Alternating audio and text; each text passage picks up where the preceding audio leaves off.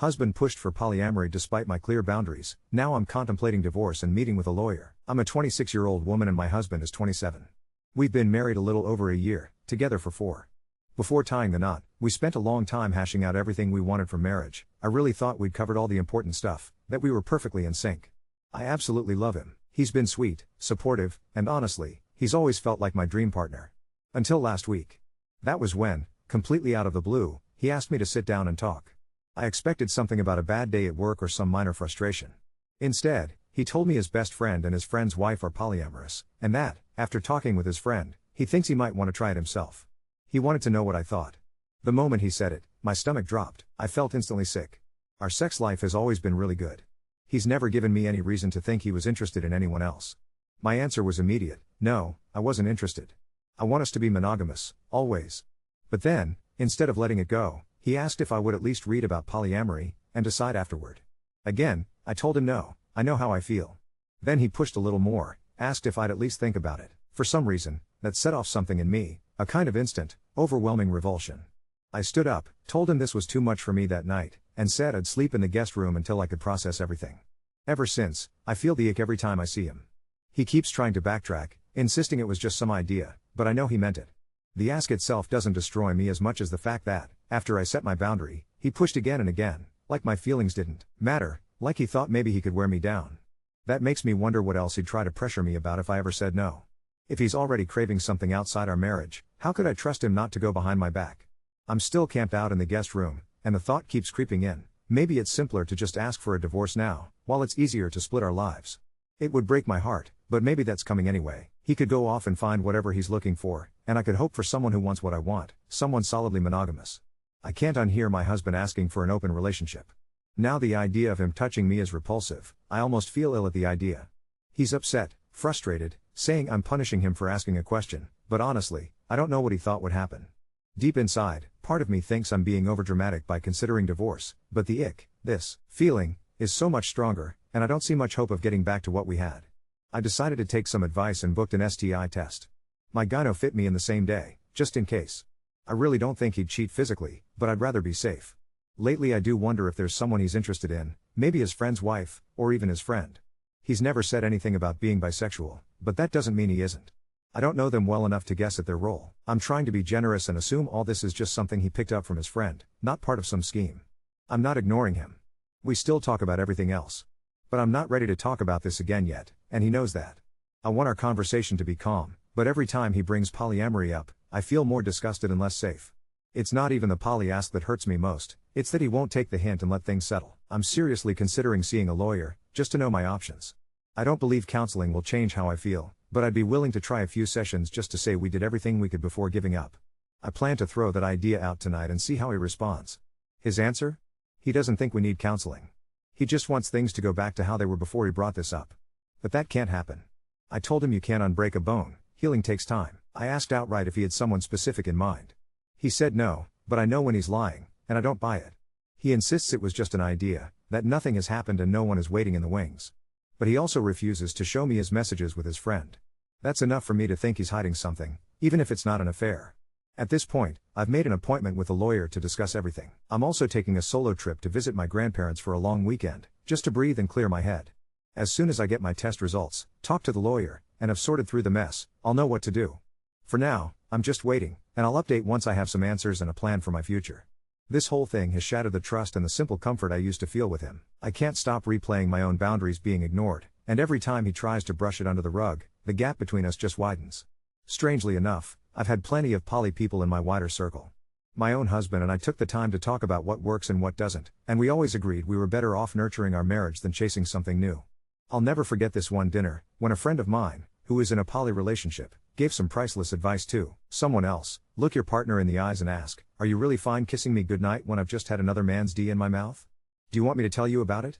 Because that's what you're asking for. Sometimes, the blunt truth is what people need to hear. This is the storm I'm standing in now, and however things shake out, I just want peace, honesty, and real respect.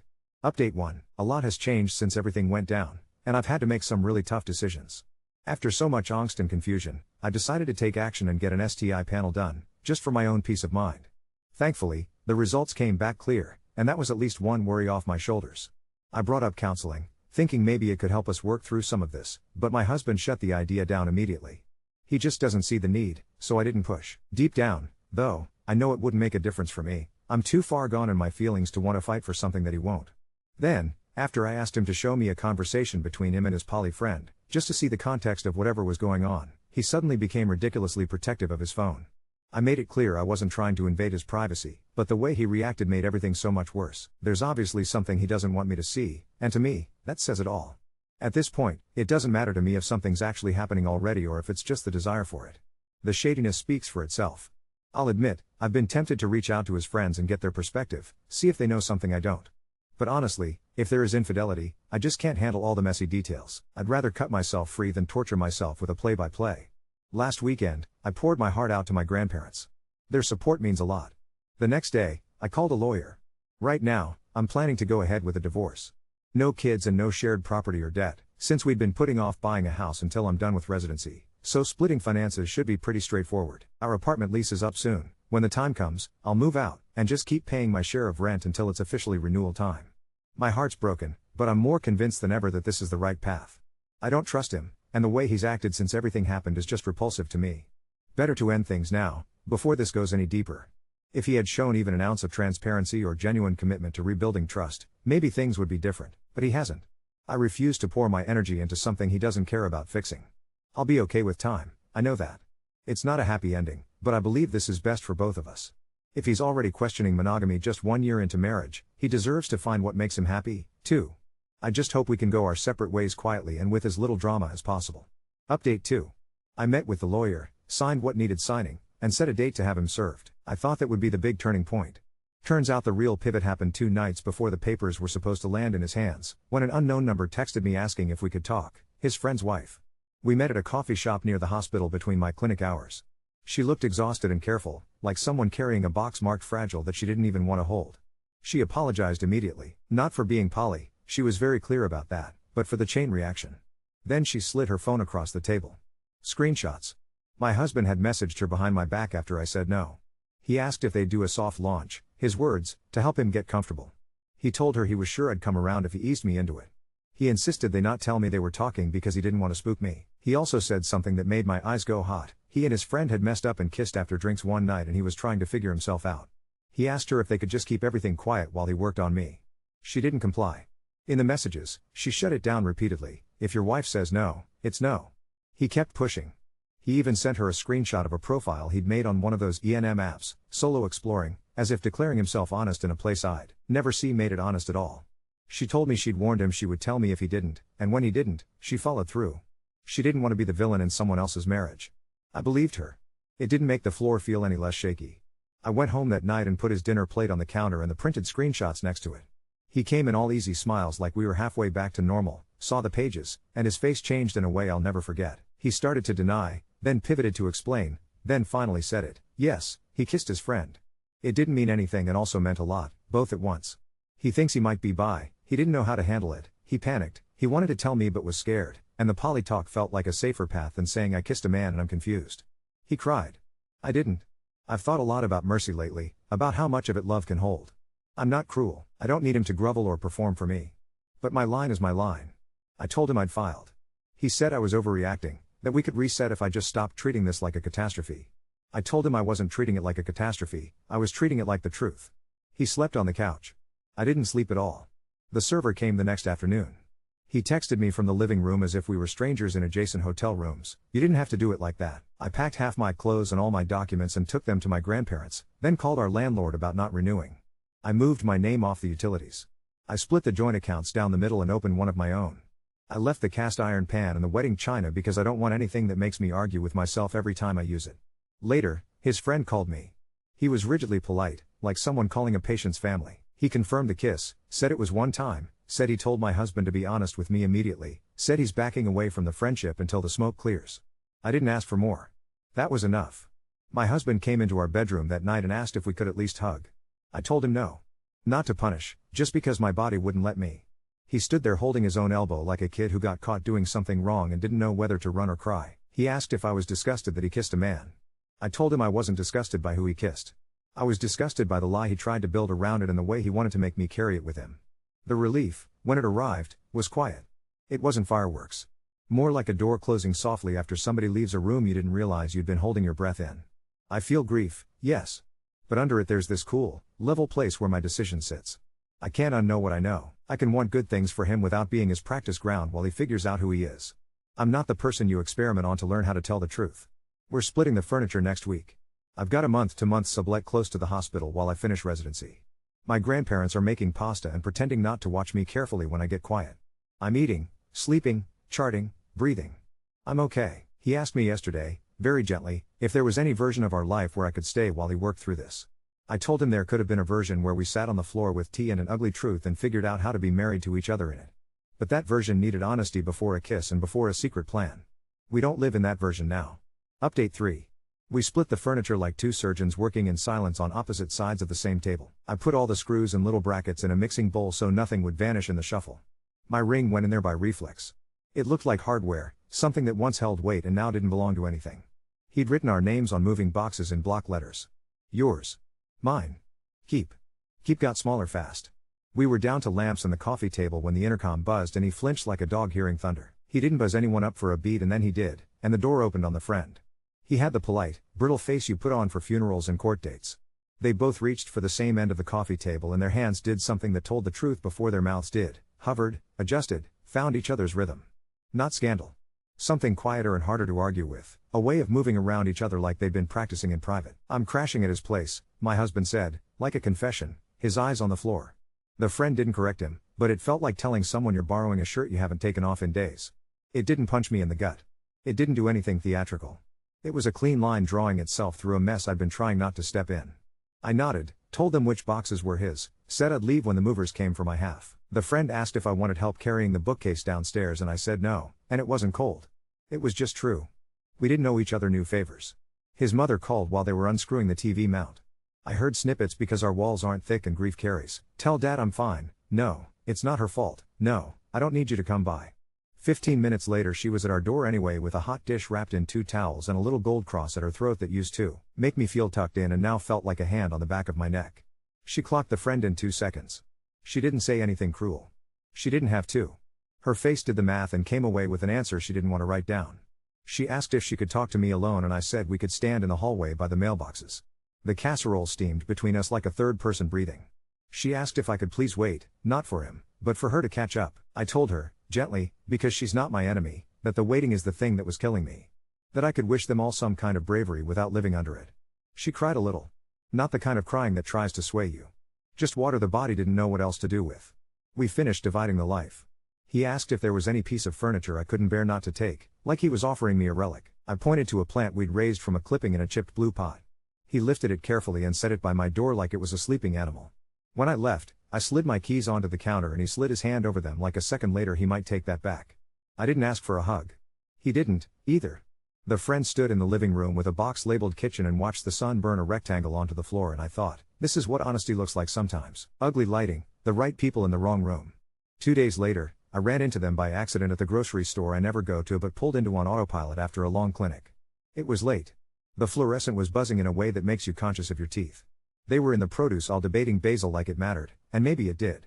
He looked up at me and there was a flicker of shame and then something else softer that I hadn't seen on his face in months, a kind of exhale. The friend squeezed the back of his neck while he pretended to compare bunches, like a signal flag. We're handling it. We nodded at each other like neighbors who hear the same thunder and keep walking. I took oranges. They took herbs. Nobody ran. The next morning, I got an email with the subject line offer. Not the fellowship I'd once daydreamed about, but a 1-year post-residency hospitalist position at a program 2 states away that I'd applied to on a grim night when I needed a future that wasn't this hallway. Good pay. Good team. Start date that would land after the divorce hearing. I said yes inside my head before I wrote it in an email.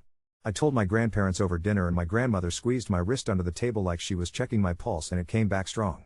His friend's wife texted me the day after that and asked if I wanted to meet for 10 minutes in the park by the fountain where the kids throw pennies. She looked like she'd slept a little better. She handed me a folded paper like a teacher passing back a test. It was a letter from my husband. No bargaining, no if you could just. 2 pages of plain apology and a sentence that I will probably carry even when I don't have to. I wanted you to be the place I told the truth and then I got scared and made you the place I hid. He wrote that he's in therapy now. He wrote that he told his father the words he needed to say and that they are working on it or not, but either way it's his too. Carrie. He wrote that he's signing the papers without contest. The hearing was this morning, quick and procedural. We said our names into a room that eats sound and the judge asked if the marriage was irretrievably broken and we both said yes, which is the dullest phrase for a real thing. He looked over at me once and I looked back and I swear the look wasn't begging or accusing or even sad, exactly. It was recognition. We had built something. We had also finished it. We walked out of the courthouse like co-workers leaving the same shift, into different weather. On my way to the car, I took the ring out of my pocket and dropped it at the jeweler 3 doors down to be melted and made into something else later, maybe a small necklace I won't wear. The clerk asked if there was a story and I said yes and that was all. Tonight I'm drinking tea in my month-to-month sublet with the plant in the blue pot on the sill and my suitcases stacked like sleeping dogs by the door. The apartment is quiet in the right way. I can hear my own head again. I can imagine packing the car, crossing 2 state lines, getting a new badge photo where I don't look like someone bracing. He texted an hour ago, "Thank you for not making me a villain." I typed and deleted 4 answers and finally sent the one that fit in the space our life has left. "Thank you for finally telling the truth." Then I set my phone face down and watched the last slice of light slide off the plant's leaves and thought about how not every ending has to slam. Some just click, clean as a good door latch, and you can stand on the other side breathing air that actually belongs to you. Update 4. The phone woke me at 3:11 a.m., that hour where the body knows before the brain that whatever's coming isn't a social call. Unknown number, our city hospital. They said his name and you're listed as emergency contact and my mouth said, yes, I'm coming, even while some other part of me was already taking my name off the line they just used to pull me in. It was the kind of ER morning where the fluorescent hum sounds like someone trying to remember a song. He was on a gurney with a splint on his wrist and an oxygen clip glowing his fingertip alien red. Bike accident, wet paint stripe, slick turn. His friend was in the plastic chair with his hand steepled under his lip, like a prayer he didn't know the words to. They both looked at me like a test may or may not be open book. He said, "I'm sorry it's you." I said, "Me too," and it wasn't cruel. Just accurate. I didn't stand by the foot of the bed like a wife. I stood where the registrar could see me. I gave the medication allergies and the surgeon he had for his appendix when he was 19 because you never forget the first time you sign anesthesia papers for someone you love. Then I told the clerk, very calmly, to remove me from his file and put the friend's name in that space. It felt like taking off a jacket I'd worn into a storm and hanging it up on the right hook. The nurse asked for an emergency proxy and the friend looked like you do when you didn't bring a pen to an exam. My ex turned his head and asked me, very soft, "Can you witness?" There are rules about this, but not the kind of rules I was breaking. I took the clipboard. I read the lines out loud like a spell that only works if you use the exact words. He wrote the friend's name with his left hand, letters careful like a child learning their alphabet again. I signed and then the friend signed and there was a small audible click inside me, like a seatbelt catching. His mother arrived in a cardigan she had no business wearing at that hour, hair pinned up, cross steady against the dip of her collarbone. She took me in, the fourth pole, the 2 men, and went a little gray around the edges but kept standing. In the hallway by the vending machines, she asked if I was all right and I told her I was. She blinked hard and said she had been praying that all of us would find the next right thing. I told her I thought we had, even if it didn't look like the pictures on the front of the prayer card she keeps in her wallet. I stayed through the x-rays and the first pain meds and then I took my name off the bracelet tag on his wrist with my fingernail. The little sticker with EC, wife, peeled it off like something that had done its job and was now just sticky. I handed it to the nurse and she threw it away without looking and that, somehow, was the part that made my throat hot. Not disrespect. Just the casualness of moving on. On my way out, the friend followed me halfway to the doors and said, "Thank you," in the exact tone you use when somebody tracks down your lost passport. I said, "Take care of him." He nodded like he'd already promised that to himself. When I got home I opened my laptop and filled out every form that still had him in it. Insurance beneficiary, HR contact, pharmacy profile. There is a relief in clicking remove and add and watching the lines rearrange themselves into a life that fits. I put my grandmother at the top of everything. She will answer at 3:11 a.m. without making it about her. 2 weeks later I packed the car. The plant in the blue pot rode shotgun with the seatbelt loose around its neck like a lazy hug. I crossed one state line and then the next and counted rest stops like rosary beads. The new apartment smelled like fresh paint and lemons and the echo of my own footsteps didn't scare me. Orientation day at the hospital was a fluorescent parade of badge photos and passwords and a tour of the cafeteria like a pilgrimage site. The chief shook my hand and said, "We're glad you're here," and I believed him because my whole body was ready for someone to say exactly that. On my second overnight, a patient coded in that slow way that feels like watching a tide go out a little too far. The team moved like a dance you only know if you've practiced, and afterward the nurse with the basil tattoo poured me stale coffee and told a stupid joke that made something unused in me laugh. I caught my reflection in the black mirror of the ICU window and I didn't look like someone bracing. I looked like someone doing the thing she said she would do. He texted me a photo a week later, his wrist in a cheap black brace, the friend's hand under it, steady. No caption. I stared at it for a long time, not because it hurt, but because it didn't in the way it would have once. I typed, "I got my schedule. Nights, then days. Take care of your bones." He sent back a thumbs up and a tiny basil emoji, which made me snort in a quiet call room and get shushed by a resident trying to nap on 2 chairs pushed together. The jeweler called on a Tuesday afternoon between patients, said the metal from the ring was ready if I wanted to pick it up, a small ingot like a worry stone. I walked there after my shift and they handed me a weight the size of a domino wrapped in tissue paper. It fit in my palm like a secret. Not a necklace. Not yet. I carried it home and set it on the windowsill by the plant, and in the morning there was a new leaf unfurling like a slow green hand waving hello. I pinched a clipping off and tucked it in a glass of water to root. I don't know where I'll put it yet. Some decisions you don't have to rush. Some things take if you just give them enough light and don't lie to them about what they are. Update 5. The first cold snap came overnight and the hospital hallways smelled like dust shaken out of vents. A patient's daughter pressed her forehead to the window while I adjusted a morphine drip and asked me, very quietly, how you know when you're doing the right thing. I told her the truth I had on me. Sometimes you don't know, you just stop lying. After rounds I walked home in a sweater I hadn't touched since the marriage and my breath made little ghosts that didn't try to come back inside me. The letter from his father was in my mailbox, return address in his careful engineer handwriting that always looks like it's trying to stand up straighter than the rest of the world. He opened with the weather because older men respect the ritual of small talk before you put your hands in the machinery. Then he said what he meant, that he was sorry for what fell on me that wasn't mine, that he was clumsy in the space where love and fear sit in the same chair, that he had been 19 once and kissed a boy under the 4th of July fireworks behind a high school gym and didn't tell a soul for 50 years.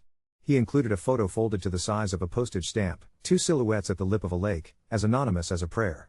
He wrote that watching his son learn the word for himself had set something loose and set something straight inside him.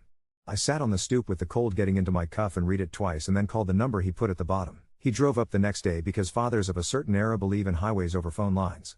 We met at a diner with coffee that tastes like a memory and a waitress who called us both Han. He held his hat in his lap the entire time like a person waiting for permission to leave a room he's finally ready to walk out of. He said he and his wife had been circling the truth like a lake at dusk, he on one side, she on the other, and that last Sunday they decided to meet in the middle. He said he wanted to say the words out loud to me too, because I had been a witness to his son and to his own worst instincts, and because he owed me a straight line somewhere in all the curves. He didn't ask me to absolve him. He asked me to come to the house for dinner this coming Sunday, not as family, but as someone who could stand on the porch while his son said his piece and know that the porch would hold. I told him I didn't belong in that room. He nodded. He said the porch would do. On Friday the jeweler called back and I brought the small ingot in my coat pocket like a talisman. I told the metalworker what I wanted, and she didn't blink because people bring all kinds of ghosts to her counter. She flattened the gold, hammered it until it sang a high, steady note, cut it into a thin stake the length of my hand, and stamped a word into it at my request. When she handed it to me, the letters were clean enough to catch light. I slid it in my coat sleeve where I could touch it and feel the cold traveling into my skin as if it was trying to tell me a new name.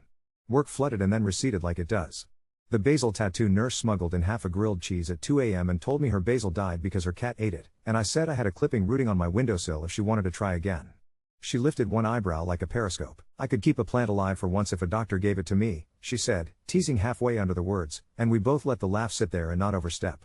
Sunday I drove back with the plant buckled in and the metal stake wrapped in paper. The house smelled like lemon oil and nervousness. His mother hugged me at the door before she remembered not to and then patted my arms like she was smoothing an apron. The dining room table was already set like a compromise, cloth napkins and a crockpot. I didn't sit.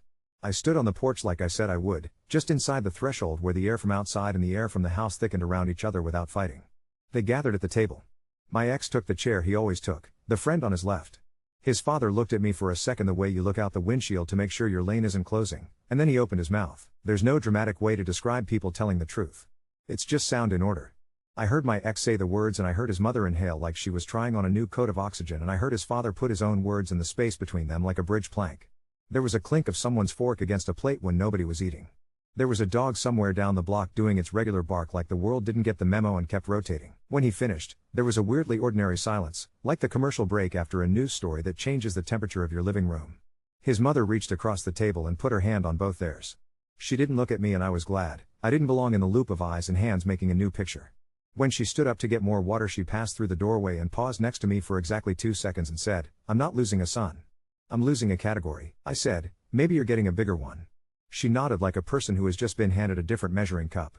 On my way out I handed my ex the little folded paper with the stake inside. It's for the plant, I said, and he looked confused for the first flicker until he read the word stamped into the metal. Keep. The shape of our old box. The label for the pile we couldn't make bigger. He smiled in a way that wasn't aimed at me exactly, more like at the idea that language can be a joke and a benediction at the same time. Thank you, he said, not heavy, not performative. Just a man with a sliver of gold in his palm and a basil plant on a windowsill in a place I don't live. Back in my apartment I pressed the stake into the blue pot's dirt where the new leaf had uncurled like a tiny flag. The clipping on my sill had thrown a white root into the water overnight, the kind of small magic that is only magic until you take a photo and send it to a nurse with a basil tattoo. I typed, rooting. She sent back, same, and a picture of a chipped mug that used to be hers and is now, apparently, mine, because she left it in the call room and wrote my name on a post-it like an invitation that didn't require RSVP. A week later my phone rang on another bad weather morning. His mother's number. Her voice was steadier than I've ever heard it. She asked for the recipe for the pasta my grandmother makes with the toasted breadcrumbs because the friend doesn't eat the meat on Fridays and she wanted to feed everyone with something that didn't make the table creak under old rules.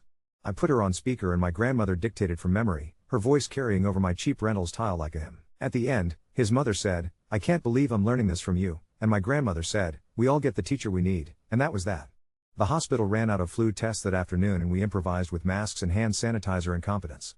In the tiny gap between chaos and the next thing, I mailed back his father's photo with a note that said, "Keep this where it can see daylight." He texted a picture of it on his desk, next to a ceramic ashtray shaped like a trout that I've never seen without a coin in it. He said, "Thank you for standing on the porch." I said, "Thank you for opening your own door." This morning, I took the rooted clipping out of its glass and pressed it into potting soil with my thumbs. I washed the dirt off my hands and checked my badge photo one more time just to make sure it still looks like someone I recognize. The stove clock blinked 7:03 because I still haven't said it right. The light came in low and made the gold letters in the soil very bright for a second and then ordinary again. I left it there. I don't need it to stay shining for me to know what it says.